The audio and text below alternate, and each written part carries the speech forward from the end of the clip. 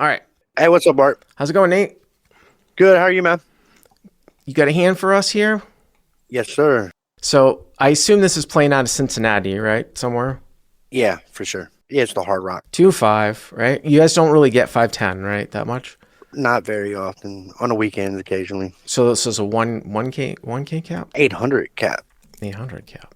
Now I'm going to give a reference to some of you guys, old school, maybe Crush Live Poker stuff. This is a hand reminded me when Nate sent this to me of. This is like a David Chan hand. You know who David Chan is, Nate?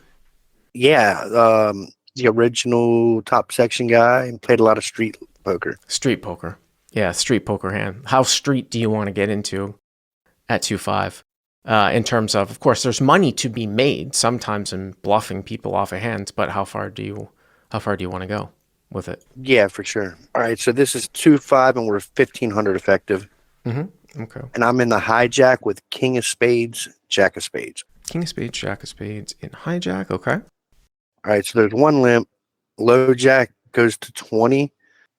I 3-bet to 75 and only the low jack calls. So low jack to 20, hero and hijack, 3-bet to 75, and the low jack calls. Okay. All right, so flop with 160 in a pot is Queen of Spades, 10 of clubs, 3 of diamonds. Queen of Spades, 10 of clubs, 3 of diamonds. So you flop Broadway open-ended, the backdoor, straight draw, backdoor, royal flush draw, right? Yes. Okay. It gets checked to me.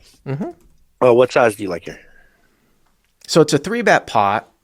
So obviously in a single raise pot, we usually like to go larger on these 2 Broadway boards almost all the time, up to a certain extent, depending on how multi-way it is. Although I think you can still even go larger, even if it's super multi-way. I'm talking about 2 Broadway boards that don't have like a straight in it, like a 2 Broadway board with like a low card in it. In a 3-bet pot where, see, the thing here though is that you have queens, and the 3-bet pots are more defined with the ranges. You have queens, you have tens just as much as the other guy does. Maybe he has less queens because he might 4-bet a little bit more. You know what I'm saying? Like maybe there's partials of him 4-betting queen, but if he just calls, I mean, so it's not like it's necessarily a range bet here. I would still probably kind of go on the larger side. I don't think there would be necessarily a need to really go smaller because all the pairs are just going to fold out anyways, right? And then you've got the ace highs that have a gut shot, and the pairs like pocket pairs are going to fold out below tens.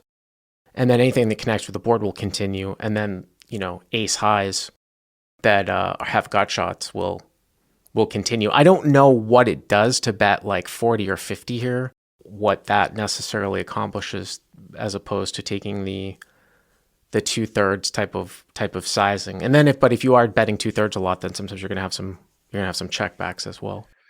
Right. I agree. And I go 125 here, and we get called.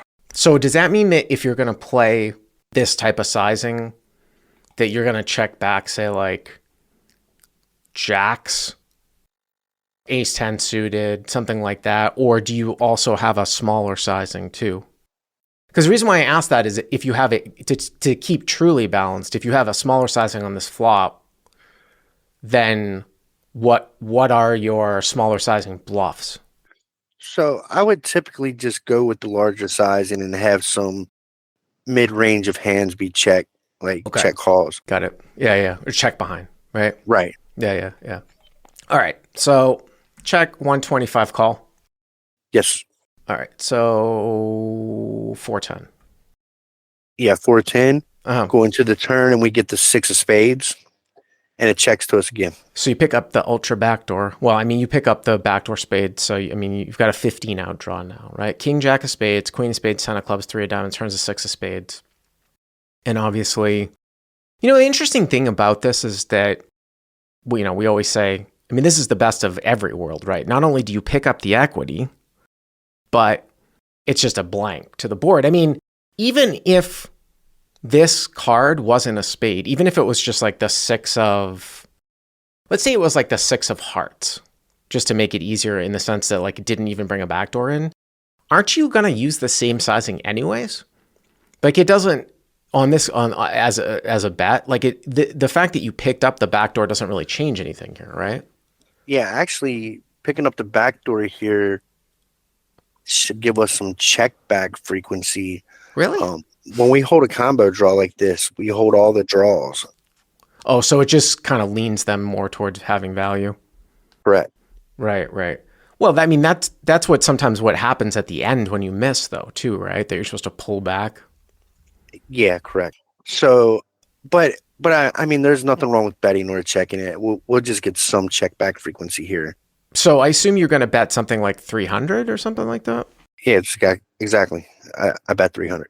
And then my other question too is that, and you very well might. I mean, I mean, there's nothing you can make the same bet with kings, aces, right? I mean, on the value side, Ace queen. yeah. I mean, you'd rather have something that wasn't a queen, set of tens, Rather than on block top pair, so we can get called by the queen, right? right? So hero bets 300, and the dude calls again. Yeah, he calls again. All right, so low jack calls. So 1,010. Now you guys started with 1,500. So what you've got just right around 1,000 left. Yeah, we got a pot size bet. Yeah. So at the flop, I went to like 3/4 instead of using 2/3. 2/3, I went 3/4, 3/4 to set up a pot size jam here. Scott Alford says, think with big bets, you have to knuckle back a lot of turns when called as they're very top pair heavy here. Right. Sucks to get check raised here. Yeah, that's what we go back to. Like, because you went 2/3 on the flop. I mean, they still can't really fold out. I don't know. I don't know. Well, as I went back to that though, like if when he goes 2/3 on the flop, I don't know what is getting folded out more than if he just went like 50 or 60. Like for example, maybe like 50 or 60, he's supposed to call with like 8s or 9s or something like that. I'm talking about his opponent, just like a backdoor straight draw types of holdings. But at like 125, he's just only continuing on with what, like 10 plus, but he can't fold a 10 though. I don't think out to 2/3. So it's like a 10 or a queen and then the draws. So, but he still might get 10x. I mean, the guy has to still call, right? With like Jack 10, King 10 suited, Ace 10 to 125 on the flop. Yeah, he should. So you do get those folds on the turn. Anyways, all right. So the pot's 1,010. You got one pot size bet left. It's Queen 10 3 6. Okay, what's the river? Okay, so the river is the 5 of hearts. All right, so total whiff. Right, and he checks to us again. I mean, here's the thing about your hand, and especially, I mean, a lot of times when you look at, when you're thinking about like, to sort of simplify things for a lot of people, when you're structuring a lot of bluffs and trying to figure out whether you should pull the trigger at the end, to really, really simplify things, a lot of times like when you have the front door, you're supposed to do a lot of giving up. I'm talking about like if there was a front door flush draw, because it skews your opponent towards not having a draw. But back doors get bluffed through often, okay? But here, the problem with your hand, just as a little subtle thing, you pick up the back door on the turn. So the fact that you have King Jack of spades makes it much less likely that your opponent has like 10x of spades, right? Because he can't have Jack 10 of spades. He can't have Queen 10 of spades. He can't have King 10 of spades. The reason why I'm saying that is because that's one of the hands that you might get to fold here. Because a 10x continues on that picks up spades. But the problem is that you're blocking most of that. So this is really where, and then of course you block like the straight draws, right? The straight draws too. So now it's like, all right, well, now you're just trying to get the guy off a queen, right? For the most part. I mean, maybe he's got Ace 10 of spades once in a while, but I mean, there's many, many more queens, and you got a pot-sized bet left. Yeah, right. Exactly. The only question that I have, though, is that, like, and I don't know this off the top of my head, like, let's say that you just blast all in pot, right? All in. I guess a pot-sized bet all in. What queens is he supposed to be folding out any queens here? No. Okay. So So it would be a rather large exploit if you think he's going to fold out a queen here then. So if you run this through, he's supposed to call with a lot of hands. Okay. Yeah, yeah. And live players just don't call with that many hands, which is why I think this bluff can be profitable still. So you think he would fold out like king, queen, ace, queen, something like that? Like I think queen jack hits the muck ASAP. Mm-hmm. And queen nine's no question it's gone. Ace queen he probably always calls, and king queen's probably approaching indifferent in his eyes, I would think. Well, the only thing I would say about that though is that if he's calling with all the ace queen off suit pre, he's gonna show up with more ace queen here than queen jack and king queen. You know what I'm saying? Correct. And I have removal to king Yeah. queen and queen jack for that matter too. Well, yeah, but the queen of spades is out there and you have the king and the jack. So, I mean, there's still 3 combos of queen jack suited and king jack suited, but you know, if he's calling with all the ace queen off and there's 1 queen out there, that's 12 hands. So it's like, well, it's 3 king queen suited, it's 3 queen jack suited, it's 6 total. We don't think he has queen 10. We would have heard from him.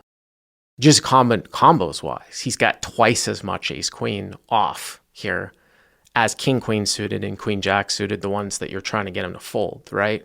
So, right. I don't know, Neat. So you're saying don't pull the trigger here, right? If you thought that he was going to fold ace queen, I mean, there's some guys that if you thought that he was just going to fold out all queen X, then sure. I mean, that's like a live node lock thing, right? But if you're telling me he's going to call with ace queen, it doesn't seem like it's a profitable bluff, just combinations wise. That makes sense. Yeah, yeah. What did you do? I jam. Hair jams. And he tanks for a long time. Yeah, he actually got the clock called on him, and he mucks. did you find out what he had? I didn't find out what he had. No jack mucks. In come the comments in the YouTube. Why even talk about the hand if there's no reveal? Nate, what do you mean? You know what he had, right? He folded king queen face up. yeah, for sure. Well, good bluff. Good bluff. All right, Nate. Thank you very much for the call. I appreciate it.